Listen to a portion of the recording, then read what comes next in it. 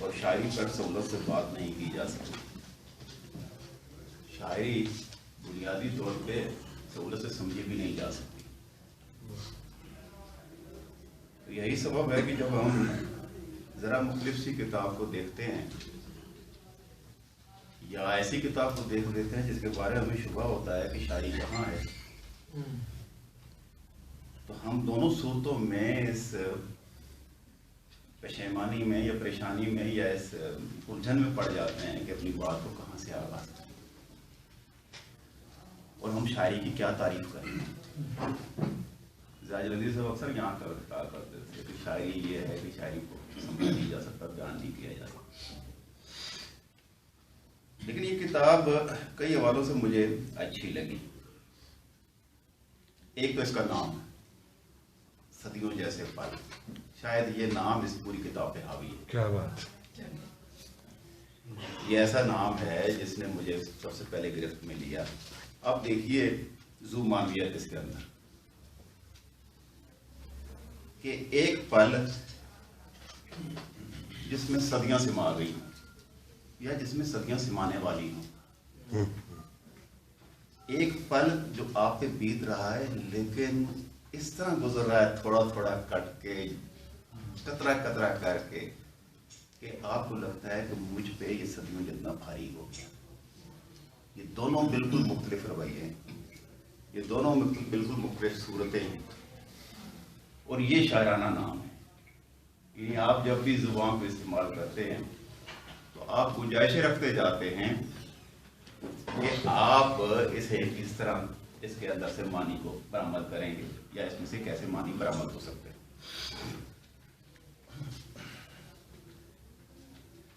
دوسری بات، اس کی پہلی ہی نظم ہے جسے مجھے بہت متاثر کیا، اور میں یہ سمجھتا ہوں کہ وہ بڑی اہم ہے، اور اس سے بھی کچھ نہ کچھ ہمیں یہ اندازہ ہو جاتا ہے کہ شاعری میں کیا ٹولز استعمال کیے جا سکتے ہیں. اس کی طرف بڑا اچھا ہے اشارے کیے ہمارے دوست نے، پہلے مضمون وہ لکھ کے لائے اور اتنی خوبصورت باتیں انہوں نے. اب دیکھیے کتنی عمدہ تصویریں انہوں نے بنائی ہیں. اب لفظوں سے تصویریں بناتے ہوئے گویا آپ صرف اس میں معنی نہیں رکھتے ہیں، کچھ رنگ بھی رکھتے ہیں، کچھ ڈالتے ہیں، اور کچھ نہ کچھ آوازوں کو ایک خاص آہنگ میں مرتب کرتے ہیں تو وہ شاعری بنتی ہے. تو گویا جو کچھ آپ نے لغت میں پڑھا ہوتا ہے اس کے معنی کے حوالے سے لفظوں کو آپ ایک ترازو کے پڑھے میں رکھتے ہیں اور دوسرے میں وہ معنی رکھتے ہیں، تو یہ ہر صورت میں اس سے زیادہ نکلتا ہے. اپنے معنی کے حوالے سے بھی کچھ اور اس میں شامل ہو جاتا ہے. مثلا دیکھیے، کانچ کی چوڑی ہاتھ پہ توڑ کے ٹکڑوں میں ایک خواب سجایا. اب خواب جو ہے اس کو آپ باہر ہاتھ کے اوپر نہیں سجا سکتے، لیکن اس نے سجا کے دکھایا ہے. یہ منظر آپ کے سامنے ایک بنتا ہے. بادل میں ایک شکل بنا کر پورے سال کی بارش آنکھ سے برسا دی. اب پورے سال کی بارش کو اب آنکھ سے ایک لمحے میں ایک ساتھ میں آپ نہیں برسا سکتے، یہاں برسا کے دکھا دی گئی. رخساروں سے پلک اٹھا کر اس کے تیز کنارے سے ایک چھید کیا اور ایک لکیر لپک کر آئی. رات کی کالی چادر پر ایک تارا ٹوٹا. اپنی دعا میں انجانا ایک نام لیا اور بالوں کو پھر شام کی کھڑکی سے لٹکا کر پیر گزارے. اب شام کی کھڑکی سے پیر لٹکا. بنیادی طور پہ یہ رویہ جو ہے ان کے ہاں، یہ شاعرانہ ہے.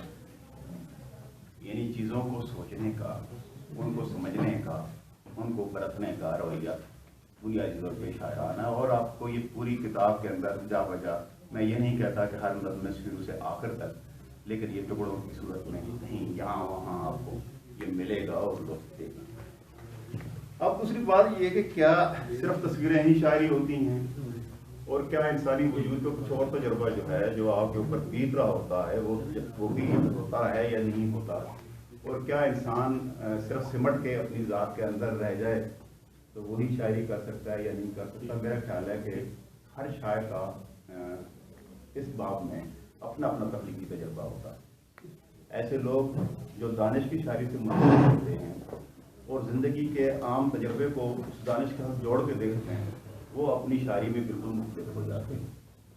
اور وہ لوگ جو اپنی زندگی کو دانش کے ساتھ شاید نہیں جوڑ کے دیکھتے لیکن جدوجہد کے ساتھ جوڑ کے اس کے ساتھ دیکھتے ہیں اور اپنے لفظیات کو اس کے ساتھ رکھ کے اپنی بات کہنا چاہتے ہیں، ان کا رویہ بھی کچھ اور ہو جاتا ہے.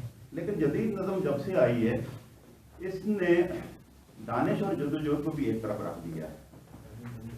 اس نے جس طرح انہوں نے لفظ کولائج کا استعمال کیا تھا وہ خود ایک نظم کے اندر وہ بنتے ہوئے نظر آتے ہیں ہمارے جدید نظم کے اندر، اور یہ بھی اپنی جگہ پہ ایک تجربہ ہے. میں یہ سمجھتا ہوں کہ زندگی کو اس طرح دیکھنا کہ وہ باہر کی جو ایک نفسہ نفسی ہے اس سے کٹ کے اور اسے اپنے پورے تناظر میں جو آپ کے وجود کے اندر بن رہا ہے اسے دیکھتے ہوئے آپ آگے بڑھیں گے تو پھر ظاہر ہے آپ جو نظم لکھیں گے اس کی طرف جدید نظم نے خاصے اس میں تجربے کی ہیں. لیکن میں یہ دیکھ رہا ہوں کہ اس میں خود جیسے 2010 کی نظم ایک ہے، اس کے اندر یہ وہ ہے جو ذرا مختلف مزاج کی نظم آپ کو ملے گی جس میں آپ کو ان کا ذرا خارج کا تجربہ بھی اس کے اندر وہ نظر آتا ہے.